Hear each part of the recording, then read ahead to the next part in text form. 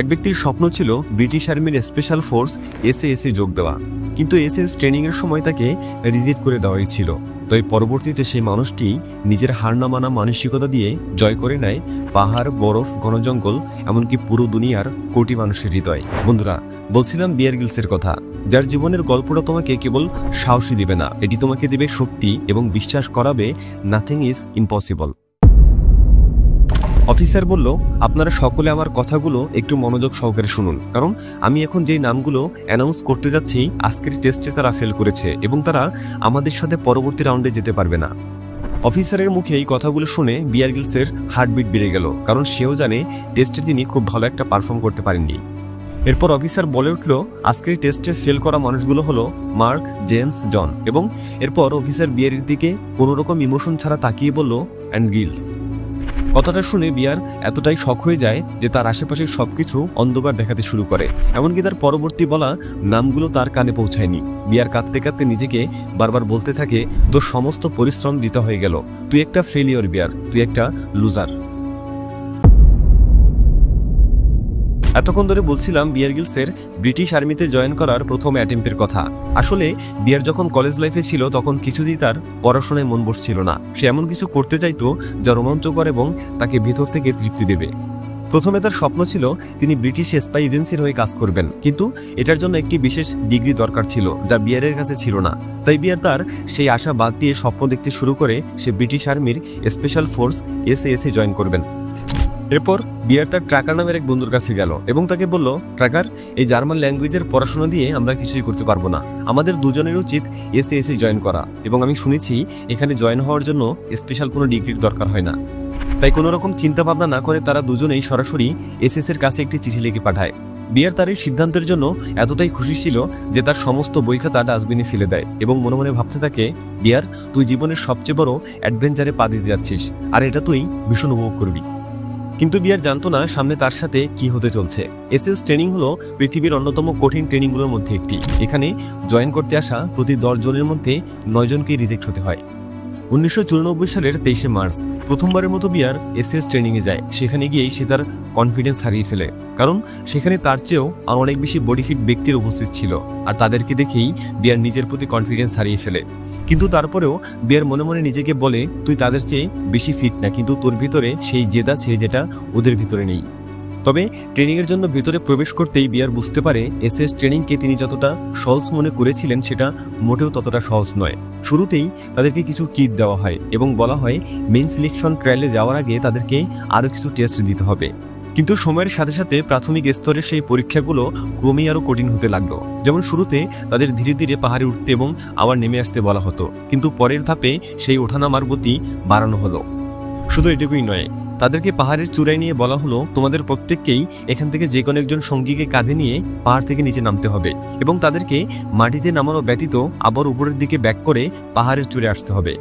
তাদেরকে আরও একটি কঠিন শর্ত ছুড়ে দেওয়া হলো। শর্তটি হলো, যেই দুটি টিম সবার শেষে এই চ্যালেঞ্জটি কমপ্লিট করবে তাদেরকে কোনো অবজেকশন ছাড়াই সরাসরি রিজেক্ট করে দেওয়া হবে এবং ততক্ষণ পর্যন্ত এই চ্যালেঞ্জ চলমান থাকবে যতক্ষণ না শক্তিশালী লোকদের আইডেন্টিফাই না করা হয়। এর পরবর্তী রাউন্ডে তাদেরকে নিজেদের কম্পিটিটরদের সাথে বক্সিং খেলতে হয়। দুর্ভাগ্যবশত প্রথম দিনেই বিয়ারের কম্পিটিটর ছিল 6 ফুট 4 ইঞ্চির এক দানব, যার সাথে ফাইট করতে গিয়ে বিয়ারের অবস্থা অনেক খারাপ হয়ে যায়। এরপর বিয়ার বুঝতে পারে যদি তাকে এখানে টিকে থাকতে হয় তাহলে ব্যথা সহ্য করার ক্ষমতা বাড়াতে হবে। পরবর্তী দিন ভোর 5:30টায় তাদেরকে আবারও ট্রেনিংয়ের জন্য ডাকা হয়। বিয়ারের অবস্থা এতটাই খারাপ ছিল যে তিনি শক্ত কংক্রিটের উপরেই ঘুমিয়ে পড়েছিলেন।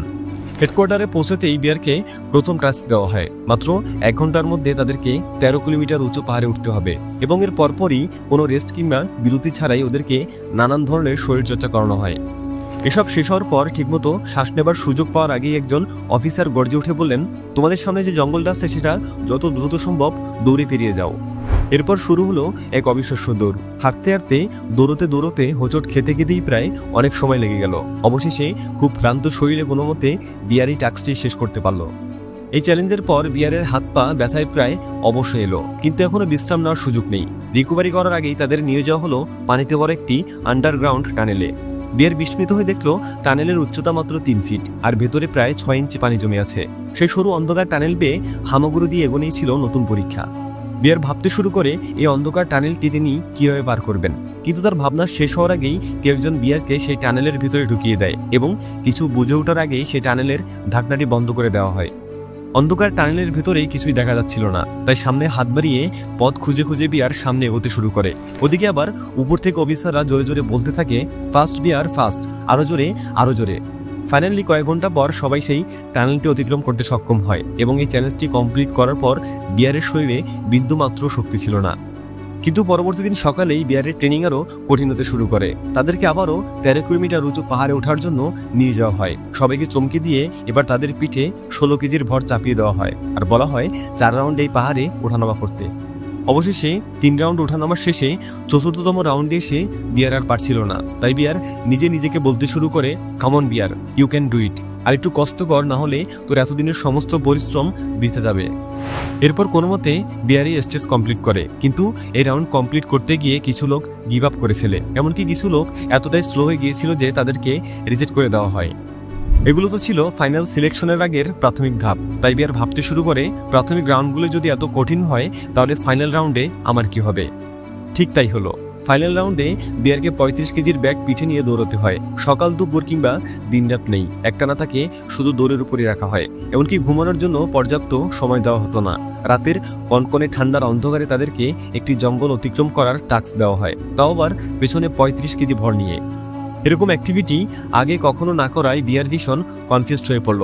অন্ধকারে বারবার হোঁচট খেয়ে পড়ছিল সে, তবুও হাল ছাড়ল না। প্রচণ্ড কষ্টে কোনো মতে এগিয়ে গিয়ে অবশেষে টাস্কটা শেষ করতে পারলো এবং জঙ্গলের অন্য পাশে গিয়ে বিয়ার হাঁপাতে হাঁপাতে দাঁড়ালো। কিন্তু তখনই তাদের সাথে এমন কিছু একটা ঘটলো যা তারা কখনোই এক্সপেক্ট করেননি। জঙ্গলের ওই পাশে পৌঁছানোর পর সেখানে থাকা অফিসাররা তাদেরকে বলল, এমন বাজে পারফরমেন্স তারা তাদের ক্যারিয়ারে দেখেননি। তৎক্ষণাৎ আবার তাদেরকে জঙ্গলের ওই পাশে ফিরে যেতে বলা হয়। যেই পথে এসেছিল ঠিক সেই পথেই যাবে এবং তাদের হাতে সময় মাত্র 2 ঘন্টা। এমনকি যারা এই টাস্কে ফেল করবে তাদেরকে রিজেক্ট করে দেওয়া হবে। তবে পিছনে ফিরে যাওয়ার জন্য বিন্দুমাত্র এনার্জিও বিয়ারের মধ্যে ছিল না। সে এবং তার বন্ধু সামনের দিকে এগোতে পারছিল না। এমন সময় তার বন্ধু বলে ওঠে, অনেক হয়েছে, আর না, এরা আমাদের ততক্ষণ পর্যন্ত গাধার মতো ট্রিট করতে থাকবে যতক্ষণ না আমরা ব্যথায় মরে যাই। কিন্তু তবুও তারা দুজন কোনো মতে এই টাস্কটি কমপ্লিট করে। এরপর বিয়ারের বমি আসতে শুরু করে। তার 7 জন টিমমেট অলরেডি রিজেক্ট হয়ে গেছে এবং 2 জন ব্যথায় অজ্ঞান হয়ে গেছে। পরবর্তী 3 সপ্তাহে চ্যালেঞ্জ আরও কঠিন থেকে কঠিন হতে শুরু করে, কারণ আগের থেকে বেশি ওজন বয়ে নিয়ে যেতে হতো, আগের থেকে বেশি ডিস্টেন্স কভার করতে হতো। অন্যদিকে আবার পুরো টাস্ক কমপ্লিট করার টাইম আরও কমিয়ে দেওয়া হচ্ছিল। অবশেষে এই চ্যালেঞ্জে মাত্র 10 জন টিকে থাকলো। বিয়ারের নিজের উপর সম্পূর্ণ কনফিডেন্স ছিল যে তিনিও ফাইনাল রাউন্ডে পৌঁছে যেতে পারবেন। তবে সামনে এমন কিছু হলো যা বিয়ার কখনো স্বপ্নেও কল্পনা করতে পারেনি। জঙ্গল পাড়ি দিতে গিয়ে বিয়ারকে বেশ হিমশিম খেতে হয়। বিয়ার নিজেও জানতো তার পারফরমেন্স খুব একটা ভালো হয়নি। অবশেষে বিয়ারকে তার ক্যাম্পে ডাকা হলো এবং তাকে বলা হলো সে আর পরবর্তী রাউন্ডে যেতে পারবে না। কথাটা শুনে বিয়ার এতটাই হতাশ হয়ে পড়ে যে সে আর উঠে দাঁড়াতে পারছিল না। বসে বসে নিজেকে বারবার দোষারোপ করতে থাকে যে আমার কারণেই আমার সমস্ত স্বপ্ন ভেঙে গেল, আমি একজন ফেলিওর, আমি একজন লুজার। এভাবে কেটে গেল প্রায় 4 মাস। বিয়ার তখনও স্বপ্নভঙ্গের সেই আঘাত পুরোপুরি ভুলতে পারেনি। কিন্তু হঠাৎ একদিন এসএস থেকে তার কাছে একটি চিঠি এলো। সেখানে জানানো হলো আবারও তাকে এসএস ট্রেনিংয়ের জন্য সুযোগ দেওয়া হচ্ছে। বিয়ারের মা বাবা সান্ত্বনা দিয়ে বললেন, আগেরবার সিলেকশন হয়নি তো কি হয়েছে, অন্তত তোমার অভিজ্ঞতা তো হয়েছে। কিন্তু বিয়ারের মানসিকতা তখন অন্য এক স্তরে পৌঁছে গিয়েছিল। সে নিজের ভেতরেই শক্তি খুঁজে নিয়ে বলল, আমার ভেতরে চ্যালেঞ্জটা সম্পূর্ণ করার ক্ষমতা রয়েছে। অবশেষে বিয়ার তার সেই রিজেক্ট হওয়া বন্ধুকে পাশে ডেকে নিল। তারা দুজনেই সিদ্ধান্ত নিল এবার আগের যে কোনো সময়ের চেয়ে বেশি পরিশ্রম করবে। শহরের বাইরে একটি পুরনো ফার্ম হাউস ভাড়া নিল তারা। সেখানে দিনরাত অবিরাম অনুশীলন চলতে লাগলো। বিয়ারের মূল লক্ষ্য ছিল শারীরিক সক্ষমতা বাড়ানো, কারণ তারা বিশ্বাস ছিল ফিটনেস যত শক্তিশালী হবে সহনশীলতা আর মানসিক দৃঢ়তাও ততটাই বেড়ে যাবে। অবশেষে বিয়ার আবারও এসএস ট্রেনিংয়ে হাজির হলো। কিন্তু এবার তার হাতে ছিল 2টি বড় অ্যাডভান্টেজ। প্রথমটি হলো অভিজ্ঞতা, কারণ সে আগে একবার এখানে এসে বুঝে গেছে কী ধরনের টাস্ক করতে হবে, কোন কোন চ্যালেঞ্জ অতিক্রম করতে হবে, কোন সময়ের ভেতর সেগুলো শেষ করতে হবে আর কোন ভুলগুলো এড়িয়ে চলতে হবে। আর দ্বিতীয় অ্যাডভান্টেজ ছিল তার শারীরিক সক্ষমতা। নিয়মিত ট্রেনিং আর অনুশীলনের মাধ্যমে বিয়ার নিজেকে আগের চেয়ে অনেক বেশি ফিট করে তুলেছিল। তাই এবার সে আগের যে কোনো সময়ের তুলনায় অনেক বেশি আত্মবিশ্বাসী অনুভব করছিল। পরবর্তী কয়েক সপ্তাহ ধরে বিয়ারের সামনে আসতে থাকে একের পর এক কঠিন চ্যালেঞ্জ। কিন্তু এবার আগের মতো নয়, সে প্রতিটি টাস্ক আগের চেয়ে আরও ভালোভাবে সম্পন্ন করতে থাকলো। ধীরে ধীরে একে একে সবগুলো পরীক্ষায় উত্তীর্ণ করলো বিয়ার। অবশেষে সে পৌঁছে গেল সিলেকশন ফাইনাল রাউন্ডে। এখন পর্যন্ত এটাই ছিল তার জীবনের সবচেয়ে কঠিন ট্রেনিং। শর্ত ছিল 50 কিলোমিটারও বেশি দৌড়াতে হবে, মাথা উঁচু করে দাঁড়িয়ে থাকা 3000 ফিট উঁচু পাহাড় ছুঁতে হবে, আর বরফে ঢাকা রাস্তার কিছু নদী পার হতে হবে। সবচেয়ে ভয়ঙ্কর ব্যাপার হলো এই পুরো টাস্ক চলাকালীন তার পিঠে ঝুলে থাকবে 25 কেজির ভারী বোঝা। চ্যালেঞ্জের এই পর্যায়ে এসে বিয়ার একটু ঘাবড়ে যায়, কারণ এটি এতটাই কঠিন ছিল যে এই টাস্ক কমপ্লিট করতে এসে অনেক সৈন্যের মৃত্যুর মতো ঘটনা ঘটেছে। বিয়ারের শরীরের অবস্থাও যদিও খারাপ ছিল, তারপরেও বিয়ার নিজেই নিজেকে বলতে থাকে হার মানলে চলবে না, জাস্ট শুধুমাত্র এই লাস্ট চ্যালেঞ্জটা কমপ্লিট করতে পারলেই আমার স্বপ্ন সত্যি হবে। টেস্টের শুরুতেই সবাইকে একা করা হয়। ঠিক এমন সময়ই একজন অফিসার বলে ওঠে, বিয়ার তোমার সময় এখনই শুরু হলো, যাও যাও এখনই যাও।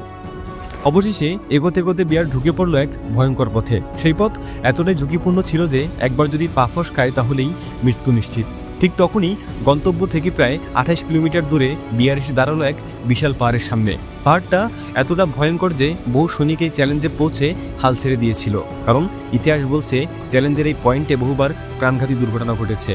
এমনকি এই চ্যালেঞ্জ সম্পূর্ণ করার সময় বিয়ারের বন্ধু ট্রাকারেরও 2টি পায়ের আঙুল ভেঙে গিয়েছিল, কিন্তু তবুও বিয়ার হার মানেননি আর তার বন্ধুকেও হার মানতে দেয়নি। সে ট্রাকারকে বলেছিল, ভয় পাস না ট্রাকার, আমি তোকে একা ছাড়বো না, তুই শুধু আমার সঙ্গে দৌড়াতে থাক। এভাবেই দুজন একে অপরকে ভরসা দিয়ে লড়াই চালিয়ে গেল। অবশেষে টানা 24 ঘন্টারও বেশি সময় ধরে দৌড়ানোর পর বিয়ার সফলভাবে সেই ভয়ঙ্কর চ্যালেঞ্জটি সম্পন্ন করতে সক্ষম হলো। শুধু এতটুকুই নয়, বিয়ার আর তার বন্ধু ট্রাকার পুরো রেসটাই সবার আগে শেষ করলো। ক্লান্তি আর প্রায় জ্ঞান হারানোর সীমায় থাকা বিয়ারের আনন্দের কোনো কমতি ছিল না। কয়েক মাস আগেও যে চ্যালেঞ্জ সে শেষ করতে পারেনি, এবার সে অনেক গুণ কঠিন চ্যালেঞ্জ সবার আগে শেষ করে ফেলল। এভাবেই বিয়ার নতুন রেকর্ড স্থাপন করলো নিজের সীমাকে ছুঁয়ে। বিয়ার গ্রিলস এবার পুরোপুরি প্রস্তুত, এসে যোগ দেওয়ার সময় এসেছে। আর এই সব কিছু সম্ভব হয়েছে একটাই কারণে, তার অবিশ্বাস্য ধৈর্য, অক্লান্ত পরিশ্রম আর কখনো হার না মানার অদম্য মানসিকতার জন্য। যে শক্তি তাকে আগে থামাতে পারতো না, এবার সেই শক্তি তাকে চূড়ান্ত বিজয়ী করেছে। বন্ধুরা, আশা করি বিয়ার গ্রিলসের জীবনের এই অসাধারণ গল্পটি তোমাকে নতুন করে ভাবতে শেখাবে। এমনকি ভয়াবহ দুর্ঘটনার পরে ডাক্তাররা যখন বলেছিলেন বিয়ার আর কখনোই স্বাভাবিকভাবে হাঁটতে পারবে না, তখন সেই বিয়ার কীভাবে পরিশ্রম আর অদম্য ইচ্ছাশক্তি দিয়ে মাউন্ট এভারেস্ট জয় করলো, সেই চমকপ্রদ গল্পটা জানতে দেখে আসতে পারো আমাদের এই ভিডিওটি। আজকের মতো এখানেই বিদায় নিচ্ছি। ভালো লাগলে ভিডিওতে একটা লাইক করতে পারো। দেখা হচ্ছে পরবর্তী ভিডিওতে। ততক্ষণ পর্যন্ত সাবস্ক্রাইব করে নগর বেস্কারের সাথেই থাকো।